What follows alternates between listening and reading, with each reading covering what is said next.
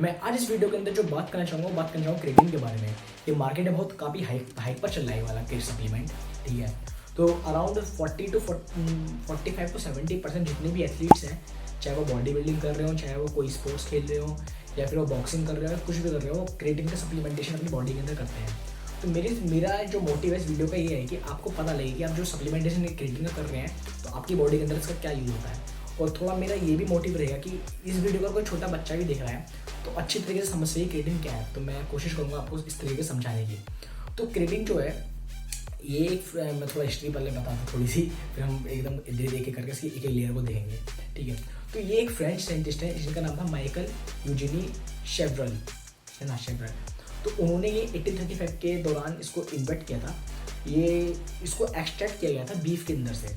तो जब इसको एक्सट्रैक्ट किया गया था उस दौरान लोग बागों ने इसके बारे में पढ़ना शुरू करा। तो उसके बाद ये बहुत कॉमन मॉलिक्यूल हो गया, ठीक है। तो क्रेटिन का जो यूज़ होता है हमारी एथलेटिक परफॉर्मेंस को इनहेंस करने के लिए और अपना मसल बिल्ड करने के लिए, यानी कि जो मसल बिल्ड होता है अपनी बॉडी के अंदर उसको बिल्ड करने के लिए इसका यूज़ किया जाता है, ठीक है, किया जाता है, सॉरी, ठीक है। तो अब हमको ये भी जानना है कि क्रेटिन जो होता है, पहली बात तो ये है कि क्रेटिन जो है हमारी बॉडी भी प्रोड्यूस करती है, ठीक है। तो देखिए जैसे कि it produce by mammals from the amino acids like glycine, methionine, arginine. ये प्रोड्यूस करा जाता है मैमल्स के द्वारा। मैमल्स जैसे कि व्हेल और आपका ह्यूमंस, डॉग्स, ये मैमल्स कहलाते हैं। तो ये भी क्रेटिन को प्रोड्यूस करते हैं खुद, जिससे जो अमीनो एसिड्स होते हैं जैसे कि ग्लाइसिन, मायोथिनिन, मैथियोनिन और आर्जिनिन, ठीक है, इनके द्वारा बॉडी के अंदर ये प्रोड्यूस होता है इन अमीनो एसिड। ये और ह्यूमंस जो होते हैं जैसे कि हम लोग, हमारे लीवर के अंदर इसके फॉर्म होता है इन एमिनो एसिड्स के द्वारा, ठीक है। और कुछ पार्ट्स इसका जो कुछ थोड़ा बहुत है वो किडनी और पैनक्रियास में भी फॉर्म होता है क्रेटिन, ठीक है। और हमारी बॉडी जितना भी क्रेटिन प्रोड्यूस करती है, आई थिंक 90 to 95% जो क्रेटिन है हमारी बॉडी के अंदर जो मसल सेल्स होती हैं उसके अंदर स्टोर रहता है ना। और अब अराउंड 5 to 10% जो बचा हुआ है वो अदर अलग सेल्स जो हमारी बॉडी के अंदर है, अदर सेल्स इंक्लूडिंग ब्रेन के अंदर भी वो यूज़ होता है, ठीक है। जो बाकी जो 5 से 10% है, ठीक है। तो एक रिसर्च में पता गया था कि जो नॉर्मल इंडिविजुअल होता है, सपोज उसका वेट 70 kg है, नॉर्मल फिजिक है उसकी, तो उसकी जो बॉडी है वो 120 ग्राम्स ऑफ क्रेटिन मतलब प्रोड्यूस करती है, ठीक है। अब उस 120 ग्राम में से हमारी जो बॉडी है 90 to 95% तो अपने वो मसल सेल्स के अंदर स्टोर रखेगी और बाकी जो है वो बाहर ब्रेन वगैरह के लिए सर्कुलेट कर देगी। पर जो हमारी बॉडी है जो यूज़ में लेती है क्रेटिन को एज एन एथलेटिक परफॉर्मेंस, वो मात्र 1 से 2 ग्राम ले पाती है, ठीक है। तो 1 से 2 ग्राम इन द फॉर्म क्रिएटिनाइन के साथ, ज़्यादा किसी को पता नहीं होता, क्रिएटिनाइन के अंदर फॉर्म होता है, ठीक है। क्रिएटिनाइन के अंदर फॉर्म होने के बाद 1 से 2 ग्राम जो क्रेटिन हमारी बॉडी प्रोड्यूस करती है उसको यूटिलाइज करते हैं।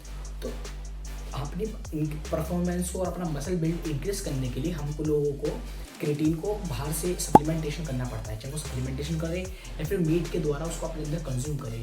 जो भी रेड मीट होते हैं या फिर फिश वगैरह, वहाँ पे क्रेटिन आपको अच्छी तरीके से मिल सकता है। जो वीगन लोग होते हैं या फिर जो वेजिटेरियंस होते हैं वो, उनके अंदर बहुत कम से लेवल पाए जाते हैं क्रेटिन के, तो उनके जो रिजल्ट होते हैं वो काफ़ी हार्ड हो जाते हैं अचीव करना। तो वो लोग भी सप्लीमेंटेशन करते हैं क्रेटिन का। अब चाहे वो आप सप्लीमेंटेशन से करो या फिर आप मीट से करो उसको, तो ठीक रहेगा उसका, ठीक है ना, वो आपके ऊपर प्रेफर करता है। पर सप्लीमेंटेशन से भी ये है कि जो बंदा सरप्लस में चला जाता है क्रेटिन की, तो वो जो मसल कॉन्ट्रैक्ट करेगा अपनी, अब मैं समझाऊंगा मसल कॉन्ट्रैक्शन क्या होता है। सपोज करिए आप जिगजैग रोड पर बाइसेप कर्ल्स कर रहे हैं, ठीक है, आपने बाइसेप कर्ल किया, जब आपके बाइसेप का और आपके आर्म का जो एंगल कम हो जाता है तो उसको बोलते हैं कॉन्ट्रैक्शन। तो कॉन्ट्रैक्शन के द्वारा in the process of contraction हमारी बॉडी को चाहिए आके अंदर पावर, तो क्रेटिन का काम करता है उस पावर को इनहेंस कर देता है, ठीक है। मान लीजिए आप 12 रैप लगा पा रहे हैं जिगजैग रोड के साथ, तो जब आपके अंदर एटीपी यानी कि जो क्रेटिन है आपके अंदर जब फॉर्म होगा अच्छी तरीके से, जो आपको एनर्जी प्रोवाइड कराएगा, तो आप उसके 1 to 3 रैप्स फालतू लगा पाएंगे, जिसके कारण क्या होगा, आपका मसल अच्छी तरीके से टूटेगा, ठीक है, मसल प्रोटीन ब्रेकडाउन होगा, बाद में जब आप रिकवरी करेंगे तो अच्छी तरीके से वो सिंथेसाइज भी हो जाएगा। तो ये इसका काम होता है क्रेटिन का। और आपको अच्छी आपको भागने में काफ़ी अच्छी शॉर्ट टर्म के अंदर एक्सप्लोसिव पावर आपको दे देता है, ठीक है। तो क्रिएटिन का ये समझना है, ठीक है। अब मैं बताना चाहूँगा जो क्रिएटिन होता है हमारी बॉडी के अंदर क्या क्या इसका काम होता है, किस तरीके से ये वर्क करता है। तो जैसे मैंने अभी बताया था, जो कॉन्ट्रैक्शन ऑफ मसल्स होता है हमारी बॉडी का, जब हम सपोज करिए, मैं दोबारा बता रहा हूँ, जैसे हमने बाइसेप्स कर्ल्स करे, ये जो मैं बाइसेप्स का बार बार एग्जांपल इसमें से ले रहा हूँ क्योंकि ज़्यादातर जो दोस्त है मेरे और जो बोर्ड इस वीडियो को देख भी रहे हैं तो बाइसेप्स पे ज़्यादा फोकस करते हैं बाइसेप्स बढ़ाने के लिए, तो मैं उसका एग्जाम्पल इसमें से ले रहा हूँ। तो जो जिगजैग रोड पे अपने बाइसेप्स कर्ल्स करा, ठीक है, कॉन्टैक्ट करा मसल, सॉरी एंगल कम करा अपनी मसल का, सॉरी अपने एल्बो का और अपने बाइसेप का, फिर इलोंगेट कर दिया, इसको बोलते हैं इलोंगेट, इसको बोलते हैं कॉन्ट्रैक्शन, ठीक है। तो कॉन्ट्रैक्शन करने के लिए हमारी मसल को चाहिए पावर, तो जो पावर मिलती है वो मिलती है एटीपी से, एडिनोसाइन ट्राइफॉस्फेट। इसको ट्राइफॉस्फेट इस वजह से बोलते हैं, इसके अंदर 3 मॉलिक्यूल होते हैं फॉस्फेट के, जैसे यहाँ से देख सकते हैं। Contraction of muscles require energy which comes from break down of ATP, यानी कि जो एनर्जी आती है वो break down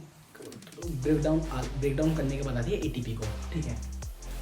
amount of ATP found in muscles is generally so low that it's only enough to generate energy for a fraction of second.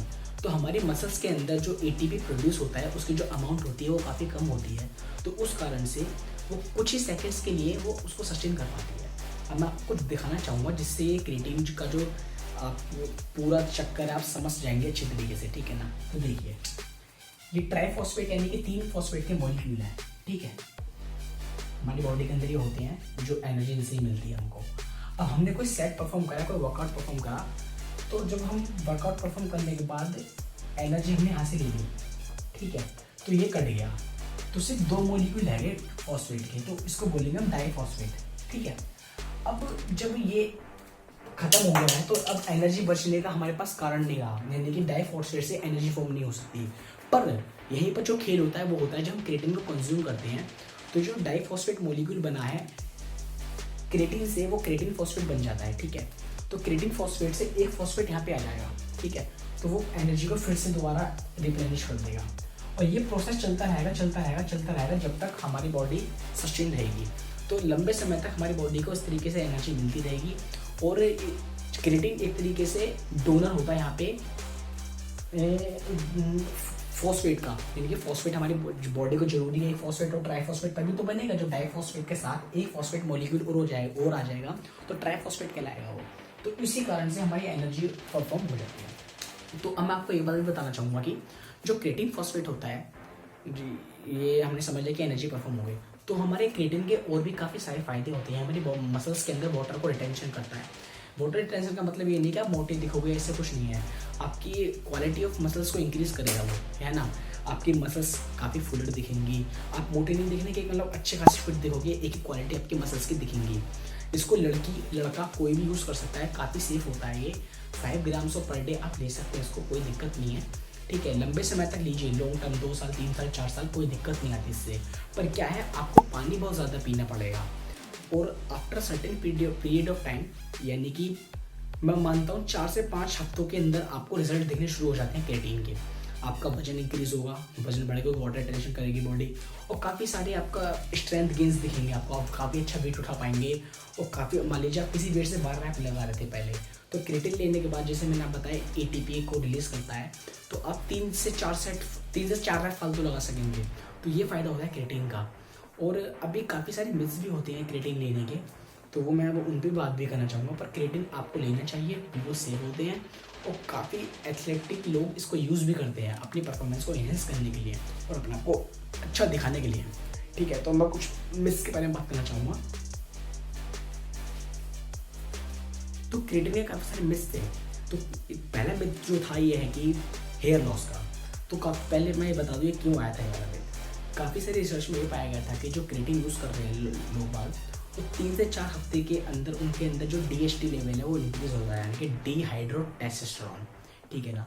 तो ये एक primary एंडोजन effect होता है इसका मेल पैटर्न बॉल्डनेस का, यानी गंजेपन का।